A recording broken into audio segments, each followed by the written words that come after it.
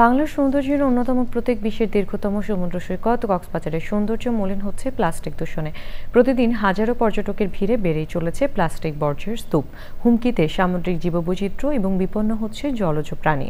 সরোয়ার আজম মানিকের রিপোর্ট। বিস্তীর্ণ নীল জলরাশি আর সোনালী বালুর অপার বিস্ময় কক্সবাজার সমুদ্র সৈকত।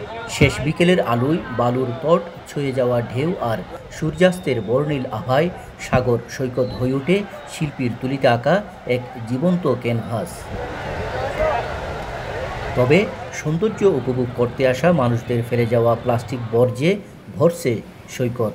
দূষিত হচ্ছে নীল জল।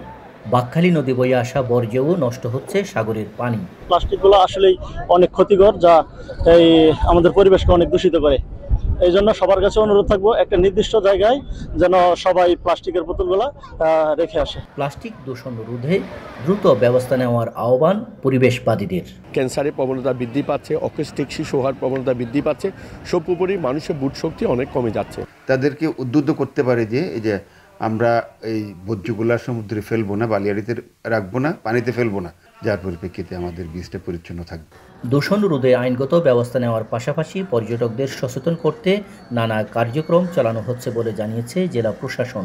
রাশ আওয়ারে নিয়মিত মাইকিং করে পর্যটকদের সচেতন করা এবং সেই সাথে প্লাস্টিকগুলো আমরা স্ব-উদ্যোগে সংগ্রহ করে এক জায়গায় ডাম্পিং করার পদক্ষেপ গ্রহণ করছি। প্লাস্টিক রোধে দ্রুত ব্যবস্থা না নেওয়া হলে বঙ্গোপসাগরের বড় একটি অংশ প্লাস্টিকের বর্জ্যভূমিতে পরিণত হবে বলছেন পরিবেশবাদীরা। প্লাস্টিকের কারণে নানাভাবে দূষিত হচ্ছে সাগর মহাসাগর, আর এই সাগর মহাসাগরকে প্লাস্টিকের দূষণ মুক্ত রাখতে সাগর ব্যবহারকারী এবং সৈকত এলাকায় আসা পর্যটকদের সচেতন হওয়ার উপর গুরুত্ব দিলেন পরিবেশবিদরা। সরোয়ার আজম মানিক, চ্যানেল আই, কক্সবাজার সমুদ্র সৈকত।